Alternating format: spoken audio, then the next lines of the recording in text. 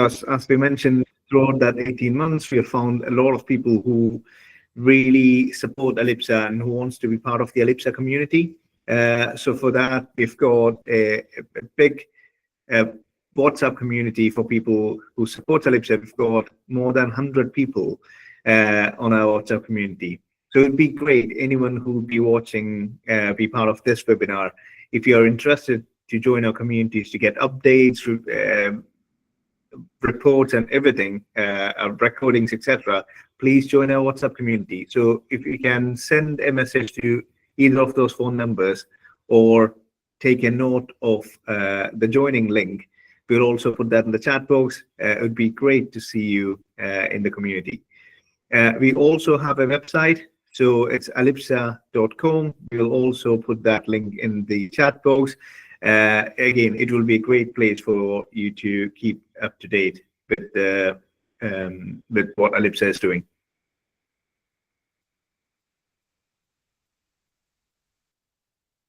Valanle, do you want to come in here? And yeah, we are recruiting. Let's say we need volunteers. We would be happy to have you on to volunteer to help in Ellipsa, help Ellipsa to put things together. So it would be a great thing to join us, and we have all the information there. You could contact us through the email address, and the WhatsApp link has been posted into the chat box as well. Thank you very much.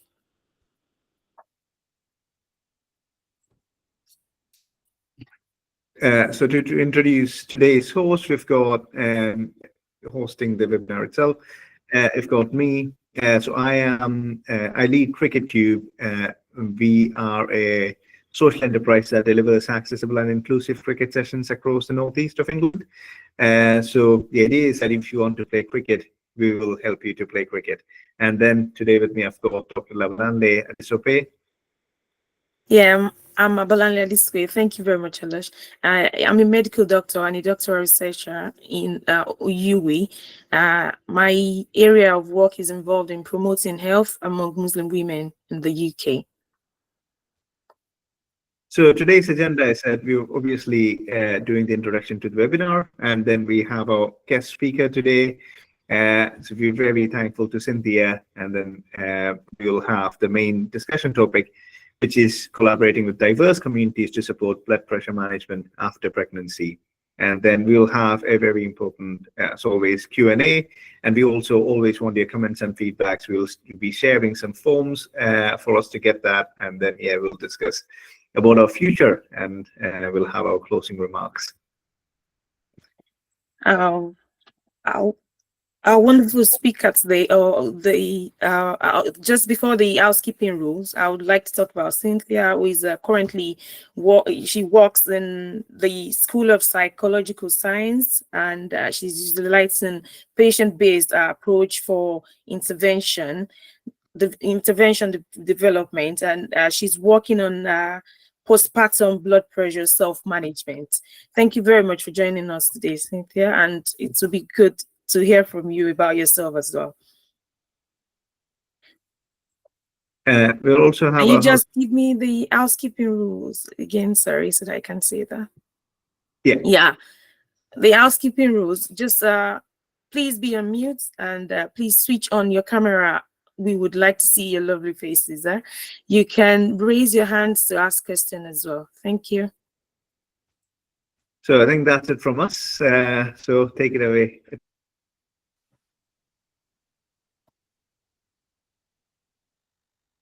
Yeah, can you hear me? Yes.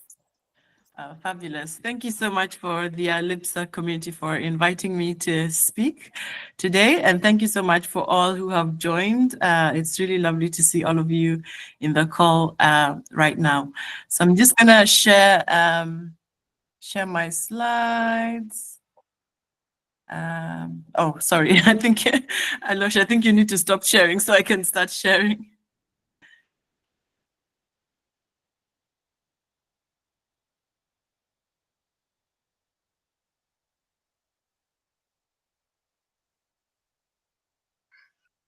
Alosh, could you stop sharing your screen, please? Okay. Thank you. Let me know if you can see my screen. Is that clear? Does that come through? Yes. Oh, perfect. So today as it's been already it's already been we've been told that I'll be talking about collaborating with diverse communities to support blood pressure management after pregnancy. And so the aims of this session, my talk, are to give an introduction to blood pressure, and then we'll talk about why it is important, and then how to manage it, and then we will kind of now narrow down into pregnancy. I will also speak a little bit about self-management as an idea, and then tell you about a project that we did to try and help manage blood pressure after pregnancy. So that's what I'm aiming to do for this session. I guess the first thing I could ask is, when was the last time you checked your blood pressure? So if you have a phone or a device that's able to kind of scan QR codes, if you could scan the QR code on the screen right now and then answer in that portal. If you're not able to scan QR codes, you can go to that website, the one menti.com, and then if you put that code, you can be able to answer those questions right now. So maybe we can start by you giving me your thoughts through that website.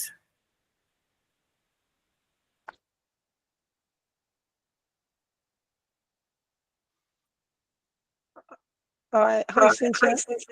I can only see the title slide. I can't see the QR code to the Menti. Oh, can you not see the QR? But now I Sorry. can see that. Now I can see that. Oh, sorry. Do you want to put the slide in share? I mean, the slideshow. Sorry? So do you want to enlarge the slide or put it in slideshow, please? Yeah, so it wasn't slide. Can you see it as a slideshow now? No, but no worries. We Is it can see not? the QR code. No worries. That's not. Yeah, For and the some link reason. to the Menti, the code is in the chat, so that's fine.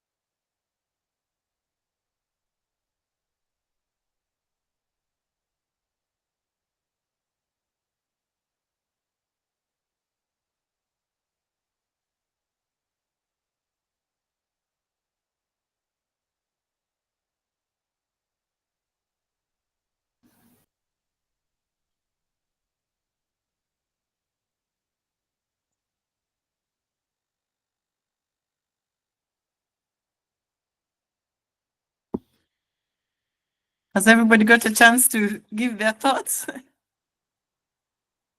Yeah, we've answered. I was just telling Cindy that I had one yesterday.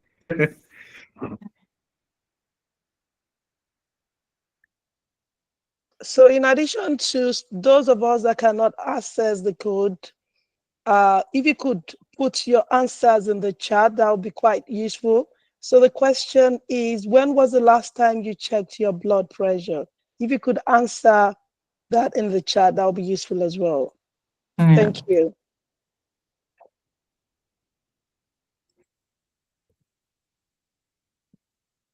And please don't forget to put the level, the reading from your blood pressure.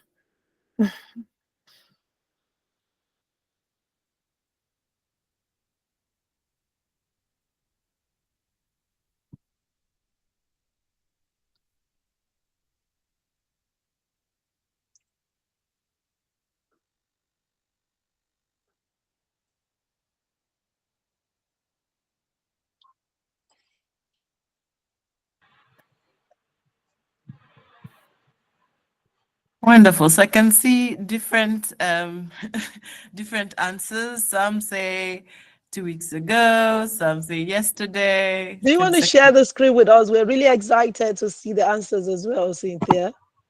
No problem. Thank you. Just I'll stop sharing that and start sharing Fine. Thank you. the screen. So Because I would love to see those interesting results.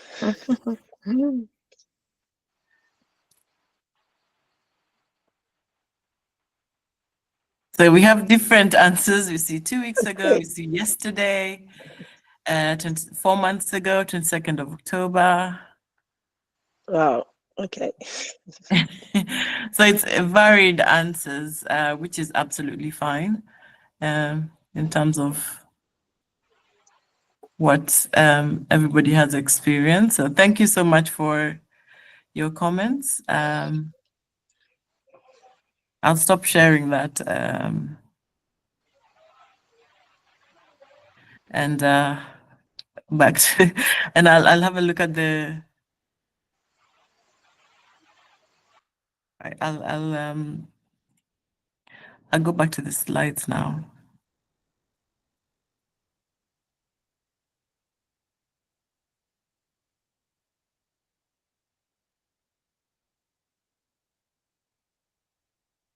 A minute, just trying to get that to work. Someone would like to still scan the barcode, if you could still put back the barcode just for the person to have access to it as well. Just Please. no problem. Just give me a second.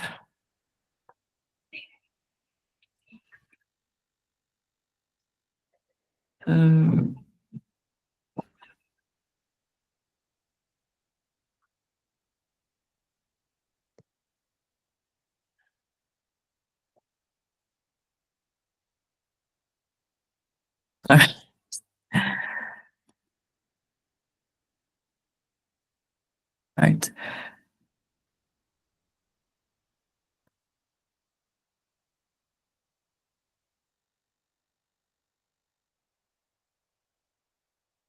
Are we okay with that? Shall I continue? Yes, please. Can I just ask, can you see it in presentation mode or is it a different mode? I'm not sure if my computer is viewing it the same as yours. Still not presentation mode. We see it It's as still not presentation mode. Okay. I'll try that again.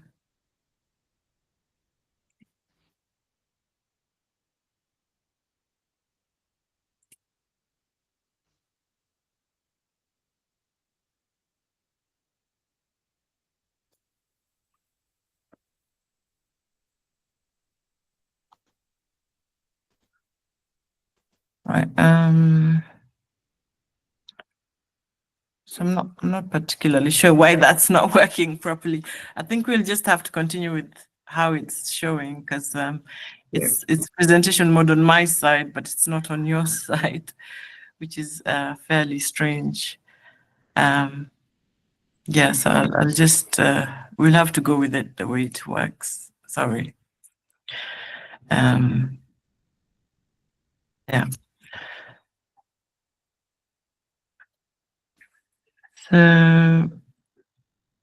So I've talked about so this you've given your thoughts.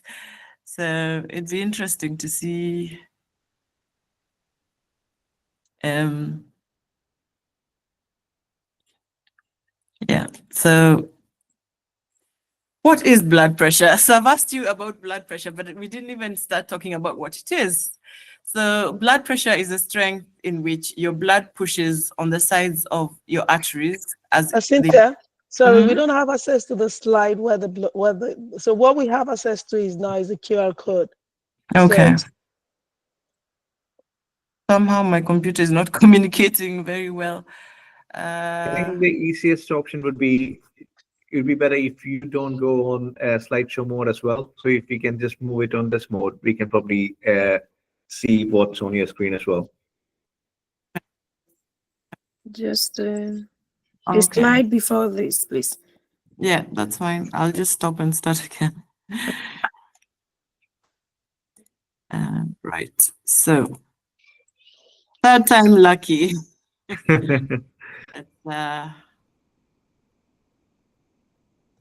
Right. So we're talking about blood pressure, right? So the first thing is to ask, what is blood pressure? And blood pressure is the strength in which your blood pushes on the sides of arteries as they pump blood around the body. Now, if you look at, I've tried to put a diagram there, it's very little, so I don't know if you'll be able to see it, but it's basically showing the blood pushing on the blood vessel that is transporting it around the body, and that's what we call blood pressure. Now, there's normally two numbers when people are talking about blood pressure. There's a top number and a bottom number. Now, the top number is called the systolic, which is the pressure it's pushing when the heart has just pumped the blood. And then the bottom number is called the diastolic value, which is the pressure that the blood pushes on the artery when the heart is at rest, or when it's the opposite, or when it's not pumped the blood, when it's at rest. And these two values are used to categorize your blood pressure, whether it's high or normal or low. And so the values, so the groupings of whether it's high, low, or normal are based on a number of things. But generally in the UK, if you're between the age of 18 and 79, these are the values that they use to categorize. So if your blood pressure is between 130, is above 135/85, that's if you've taken it at home, or 140/90 if it's taken in a hospital or in any other healthcare setting, then it's considered to be high. Now, this slightly changes after pregnancy, because there are certain other factors that they consider after somebody has delivered. And so in the UK, there's a slightly higher threshold. So they would go for anything above 140/90. Most places would go over anything above 140/90 to be categorized as high blood pressure. Now, this also changes after the age of 80. So when somebody gets to the age of 80, their blood vessels become a bit more rigid. And that means that the blood pressure does go up, because the blood is pushing a bit harder onto the vessels. So again, a blood pressure of 145/85 if taken at home, or 150/90 if taken in a healthcare setting. Anything above that, if you're above the age of 80, is considered to be high blood pressure. And the same works for normal blood pressure. So anyone between the age of 18 to 79, if you have a blood pressure of between 90/60 to 120/80, that's considered normal. And then the threshold for pregnancies a little bit higher because of these factors that we've talked about. So in pregnancies, there's more fluid flowing around the body and that sort of thing. So what is considered normal is anything between 100/80 to 139/89. Although there's a little bit of wiggle room in terms of that period of after pregnancy, and that will depend on what your normal blood pressure was during the pregnancy and out of pregnancy. Then again, in terms of anyone who is above the age of 80 years, anything lower than 145/85 is considered normal if it's taken at home, or if it's lower than 150/90 if the blood pressure is taken in a healthcare setting. And then in terms of being categorized as low blood pressure, if you're between the age of 18 to 79, anything below 90/60 is categorized as low blood pressure. In pregnancy, after pregnancy, because of different, as I said, factors, if your blood pressure is below anything below 100/80, they begin to talk about it as low. And there's different categories of low, and in terms of how they would manage that in terms of medicines. And then if you're over the age of 80, the low blood pressure, again, anything below 90/60 would be considered low. And so why is blood pressure important?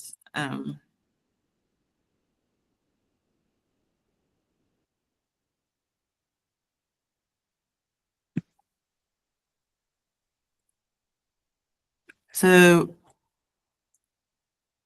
blood pressure is important because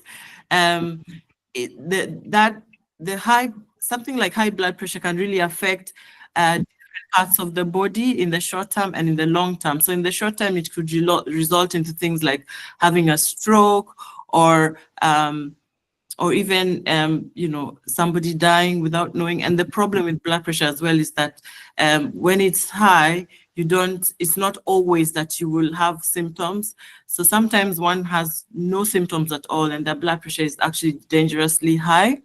And in the long term, having blood pressure that is not controlled properly can lead to problems with your heart, things like heart attack or heart failure. It can lead to kidney disease and kidney failure. It can cause sexual dysfunction, problems with vision. So there are many things that kind of high blood pressure, if not controlled well, can lead to. And that's why it's really important that we think about how we're managing our blood pressure. Now, how I talk about managing, how is it managed? Well, first of all, it's measured using blood pressure monitors, and that's how you get to know whether it's high, medium, or low. And then if it's high, there are different medications that can be given. And each medication works in a different way. So there are 9 common medications that are common types of medications that are normally prescribed, and this can work anyway. So they do different things to the body, and for each person, it's important that you work with your healthcare provider to see which medication in which combination works best to reduce your blood pressure. So it's not that one medicine will work for everybody. Everybody's body is slightly different, and what works for one person might not work for another person. So you work with your healthcare provider to try different medicines in different dosages to see what brings your blood pressure back to normal. And then there are other things that one can do to manage their blood pressure that include like changes in lifestyle. So things like healthy eating can help to reduce blood pressure. Things like exercise, if one drinks a lot, reducing alcohol intake. If one is smoking, then definitely stopping smoking can have a huge impact in reducing their blood pressure. And then also stress, prolonged stress can really have a detrimental effect on your blood pressure. So reduced stress is another way that, a lifestyle change that can result in better blood pressure. Now, I'm going to ask you another question. And it's okay if you're not able to log on to this website, but I was just wondering if we had an idea, how many people do you think in the world have high blood pressure, and how many of those do you think know that they have high blood pressure? So you can, if you have a QR code, you can scan that and give your thoughts, and if you don't, you can always write in the chat and we can discuss a bit more about that.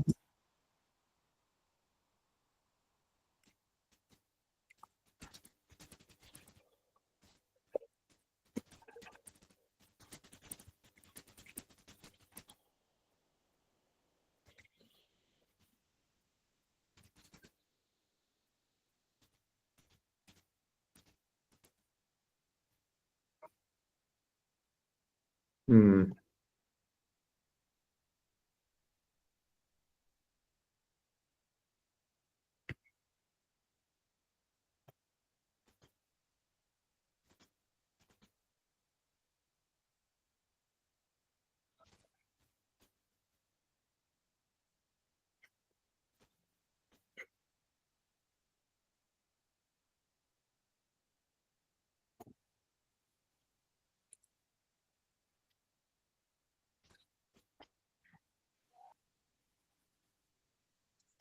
Cynthia, Mm-hmm. can I suggest you carry on with the presentation because we're short of time No somehow? problem. Yeah, Yeah. thank you.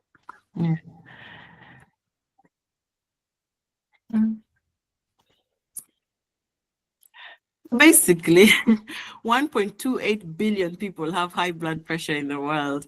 And if you're anything like me, that statistics, those numbers was really quite shocking for me. And what's even more worrying is about half of those people don't even know that they have high blood pressure.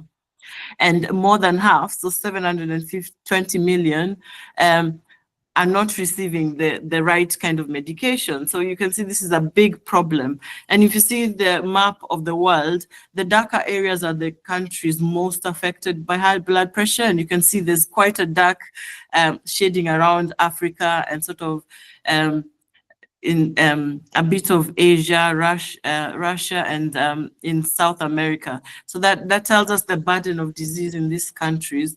And the fact that there's, high blood pressure can present without symptoms, that's something that we need to be mindful of in terms of if people are not aware that they have it, and it's so dangerous in terms of health outcomes, then there's some work to be done in terms of getting people to know when, about their blood pressure and manage it.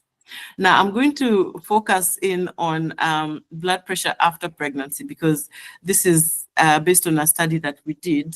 And again, very surprising numbers in that 1 in 10 pregnancies, pregnant women have problems with high blood pressure.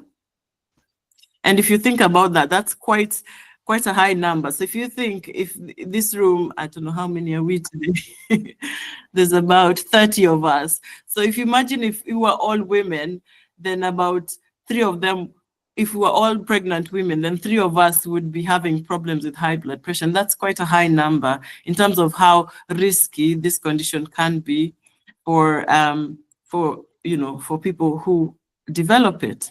Now, in pregnancy, high blood pressure can be in different forms. It could be what is known as chronic or essential hypertension, which is the high blood pressure that somebody has before 20 weeks of pregnancy. So that's before kind of the midpoint of pregnancy. So if you're diagnosed with high blood pressure before you're pregnant or within those first 20 weeks, then it's classified as, something chronic, something that you have. But you can also develop high blood pressure in the last half of the pregnancy, the later half, and that would be called gestational hypertension. And what happens a lot as well is developing a condition called preeclampsia. Now, preeclampsia is when somebody has both high blood pressure and then there's protein found in their urine. And this is a particularly risky condition to develop, and mainly because it often, one, there are no symptoms when one has it, and then 2, it can get very serious very, very quickly. So somebody could be fine today, develop it overnight, and within days or hours be in a kind of critical condition where there's risk of life for both the mother and the unborn child. So very, very serious condition. So how is it treated? So it's very important to manage blood pressure during and after pregnancy. And what we've known from the past is that it used to be thought that once the pregnancy has ended, so the placenta has been delivered, that the body would naturally recover.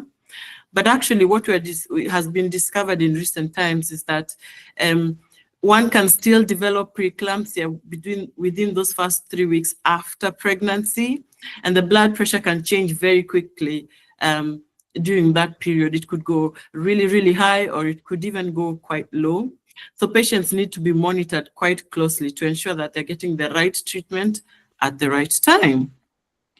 Now, if you think about it, like in the UK, it's recommended that after pregnancy, their blood pressure is monitored every other day. Now, I don't know which system particularly that can afford to monitor someone every other day in terms of their blood pressure after pregnancy. So it's quite a difficult challenge for healthcare providers and indeed for the patient.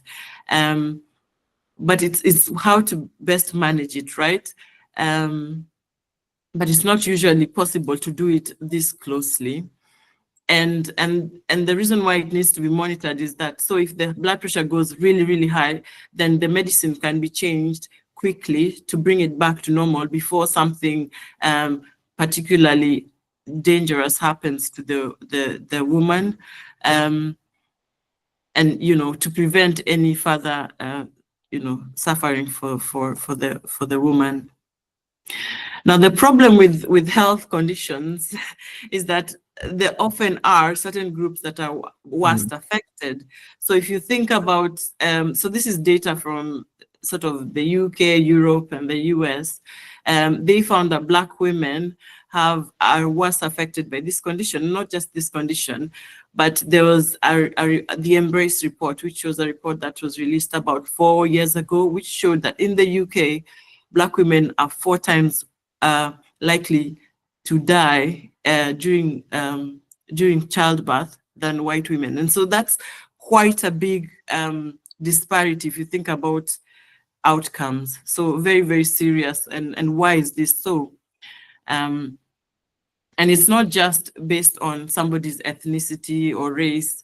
Things like living in poorer neighborhoods, if you have less education, if you have a lower paying job, all these factors lead to worse experience of this condition and obviously worse outcomes.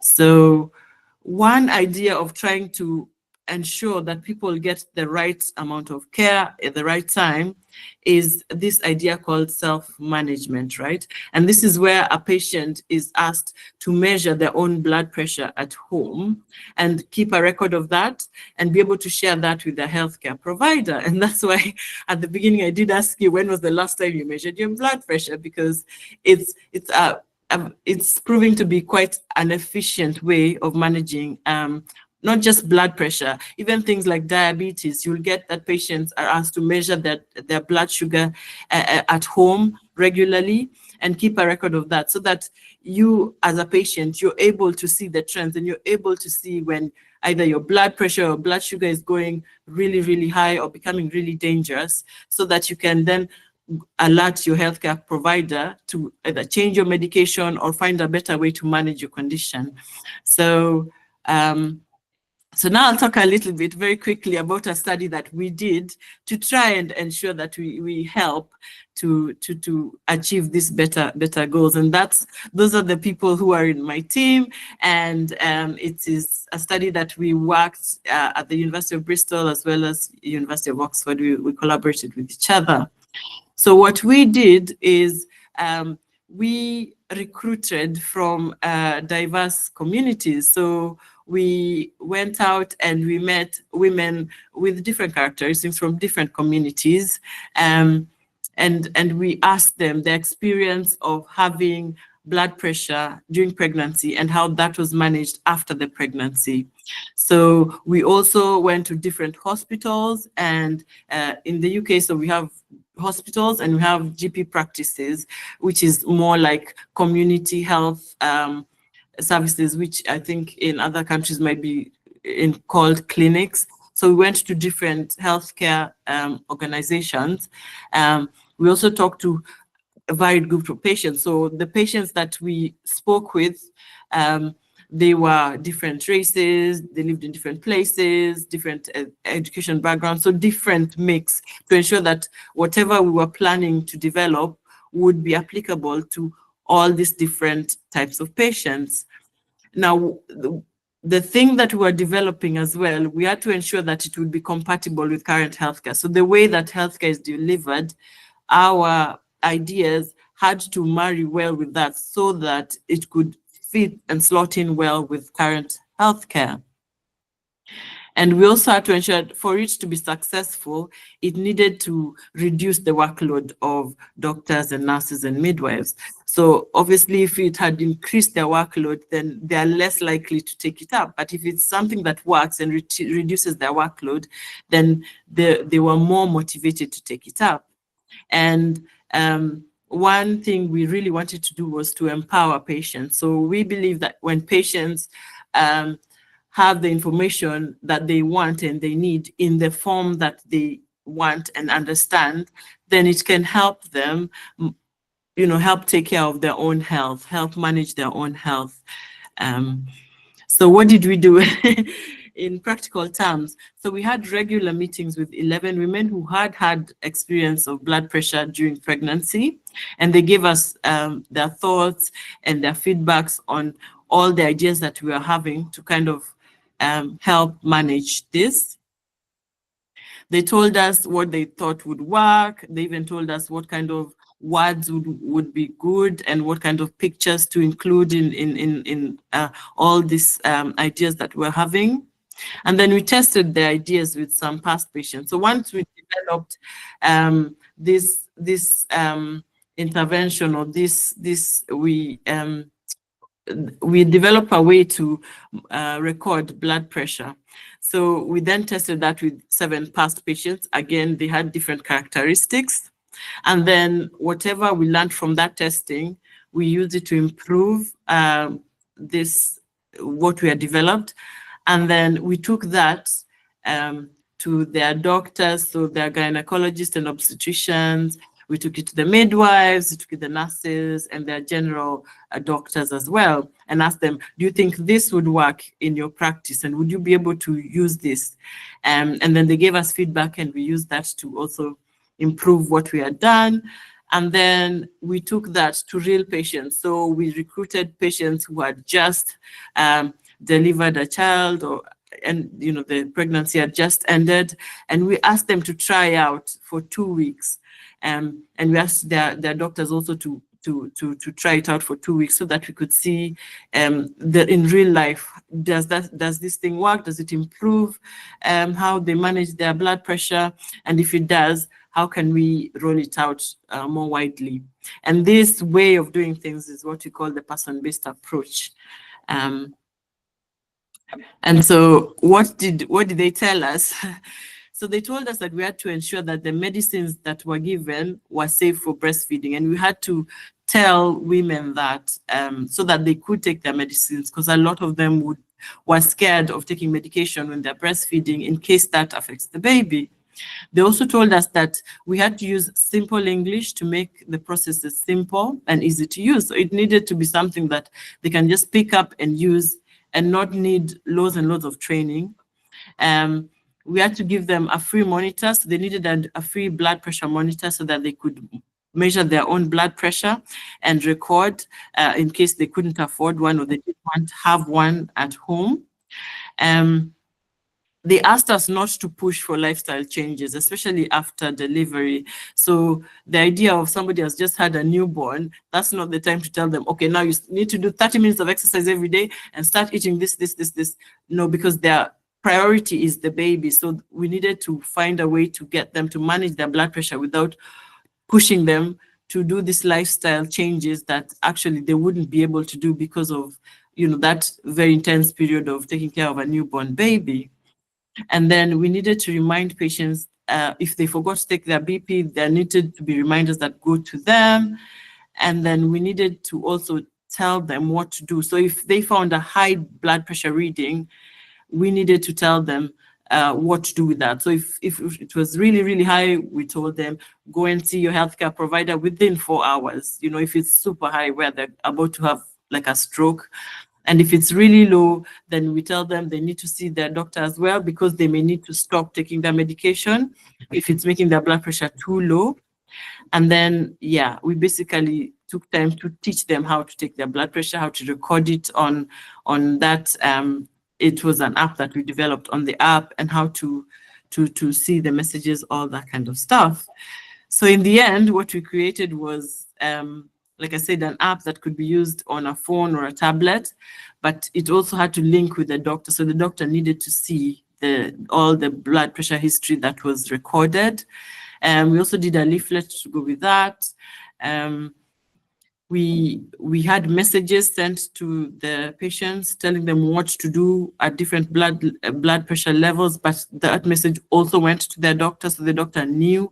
So both parties knew that something needed to be done quickly. Like I said, we sent them reminders as well. The there's a plan on how to change the medication. So it's not always easy for doctors to decide which medication to change. So we did a pre-plan for that, so that they could know if this woman is on this medication and it's not working, this is the next step of how to change it. Or if it's working too much to the extent where the blood pressure is getting really low, then this is how we change the medication, and this is how we stop the medication. Yeah, and like I said, there were alerts going to both the doctor and the patient if anything needed changing. If you're interested in reading more about it, these are my sources for this presentation, or you can always talk to me on the side. But yeah, are there any questions? Thank you very much, Dr. Cynthia, for the wonderful presentation. We really enjoyed. I personally have been able to learn a whole lot from the presentation today.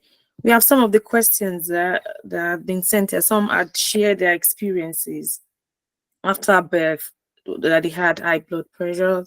So there's a question from Alosh, which would say, why is there a difference between health setting BP and at-home BP?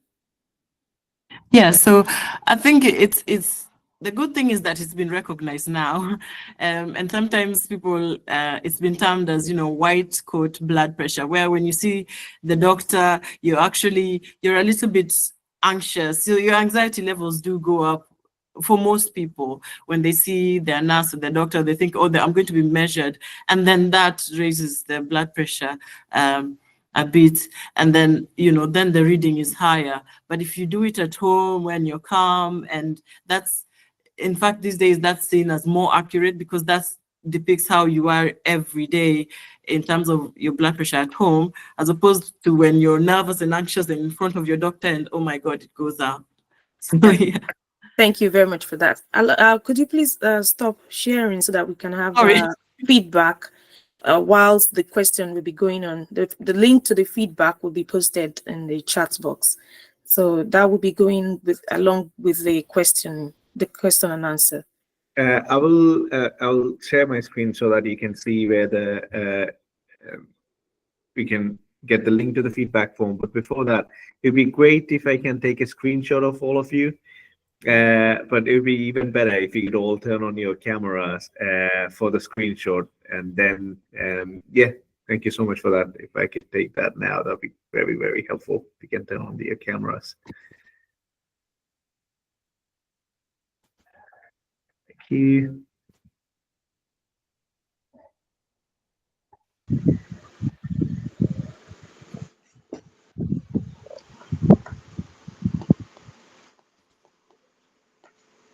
Excellent. Thank you so much for that. I'll share my screen and then we can get into the questions and also the feedback now. There's just more question. Why? Okay, we're taking that one. Then. So while we are doing the questions, it would be great if everyone could scan the QR code or use the link below to give us some feedback about today's webinar and about Alypsa as well. So please do that while we are answering the questions. This link would also be put in the chat box. Yeah, thank you. And Dr. Cynthia, there is a question which says, if please, if the down figure is high, like 90, what does that mean? And how can I manage it without using blood pressure tablets? Thanks. So I should have said this at the beginning. Although I'm giving this talk, I'm not a replacement for your usual healthcare provider. It's really, really important that you see your doctor or your blood pressure nurse to attend to you. Remember, I said that different people experience blood pressure differently. And so when you see your healthcare provider, you can be able to work out what best works for your body, because what works for your body may not work for some other person's body.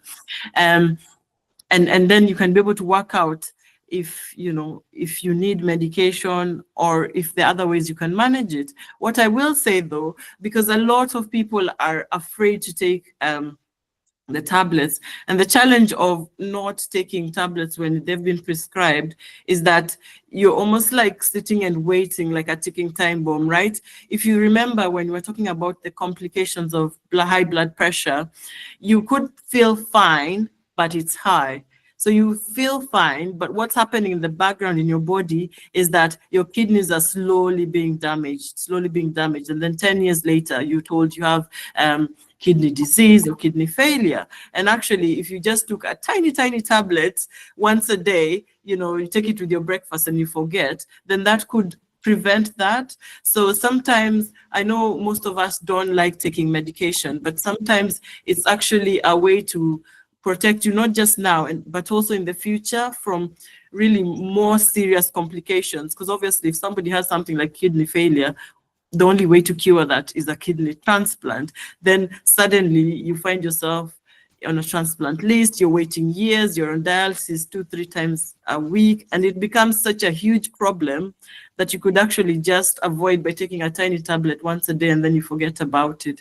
So not to be harsh, but actually sometimes when we are afraid of taking a tiny tablet, it leads to like much bigger problems that actually you could avoid very easily.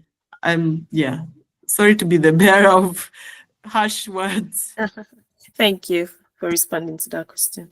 I'll just want to ask everyone, could you just click on your thumbs up just to tell us that you've been able to fill the feedback form using the QR code or using the link in the chat box, please? Could you please, let's get the thumbs up just to let us know that you've helped us in filling the forms. Thank you. Then the next question would be, is it also that South African and South Asians have narrower arteries compared to white people, hence the blood pressure is higher? Now that I haven't seen in all the studies that I've done, I've not seen that as something that is evidence-based, but we do know that there are more high blood pressure cases in South Africa, in Africa, not South Africa, but sort of in Africa, South America, and in Asia. Now, whether that's to do with maybe those cutoff points need to be different for different populations. Like I said, different bodies behave differently. But this is something that we are still doing research on to decide whether those cutoff points are only really appropriate for a certain group, like maybe white people, and maybe we need different cutoff points for Black people. But at the moment, those are the cutoff points that we use for treatment.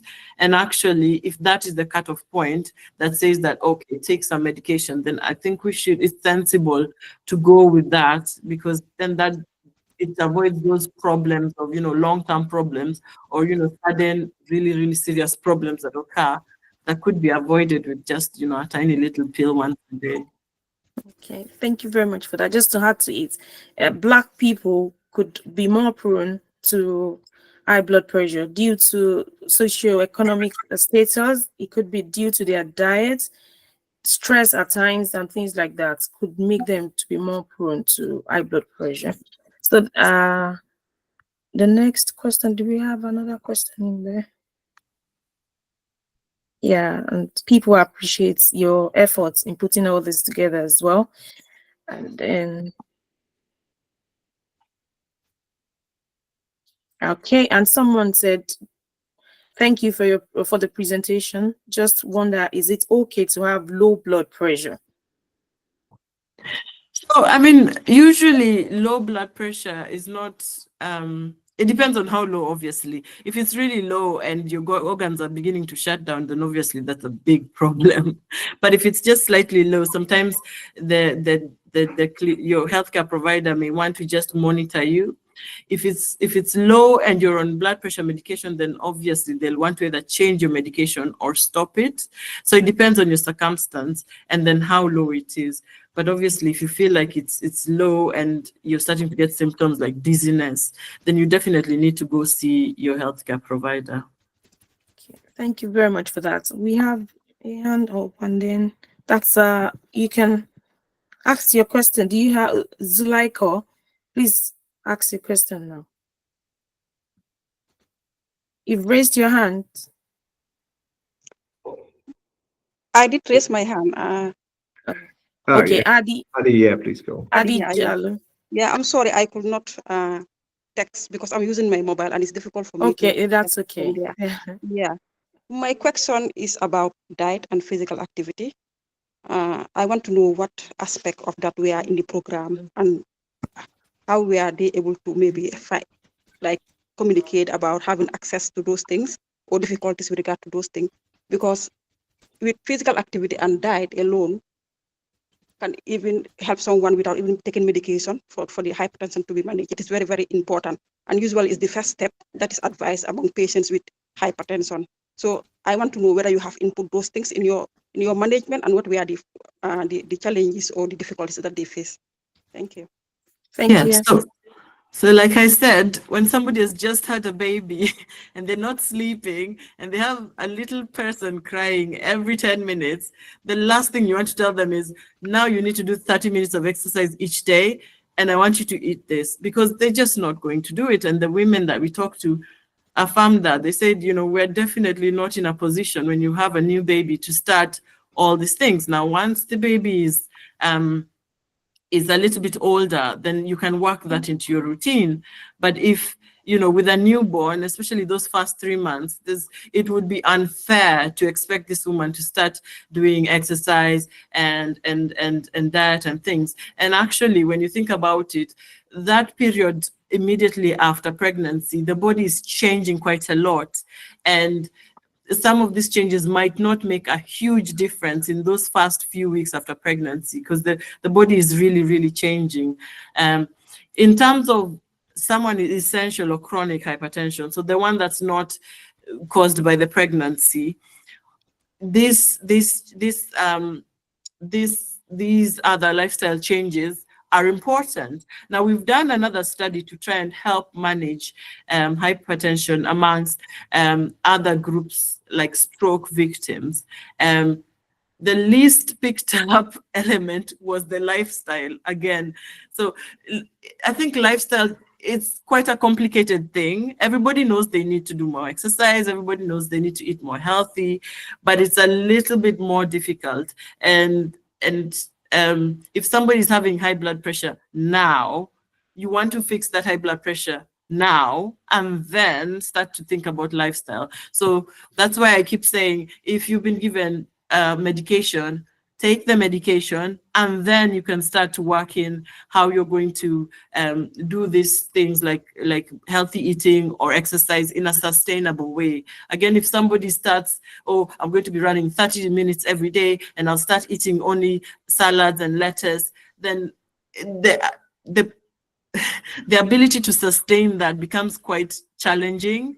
So we want sustained change, we want sustainable change. So if somebody's having blood pressure problems now, the idea is to start taking the medication now, and then you work in those lifestyle changes. And over time, because lifestyle changes work over time, then your body begins to adjust, and then you can, your healthcare provider could either wean you off your medication if that works, and if it doesn't, then you can have, a more healthy life. But if you still need medication, it's best to take it to avoid all these other bigger problems now and in the future. Thank you very much, Dr. Cynthia. Thank you. Really appreciate you. And Lush, over to you. I think it's also 32 past. I think we should be stopping now. So thank you so much for everyone coming. But like we said, like Avalande said before, we are recruiting for volunteers. So it'd be great if you're interested in supporting Ellipsa, please get in touch via WhatsApp as the numbers given before, or the email given here, and then we would be delighted to have your support and help to spread Ellipsa, to make Ellipsa even bigger. Thank you, everyone. Thank you. Bye. Thank you. And then Thank we've got you. Thank you. webinar in November. So these are the details for that. So we'll see you all in November.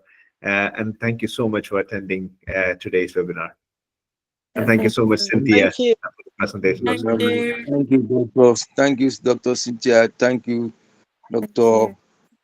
Fatia. Thank you, very much. everybody. Thank you. Thank you.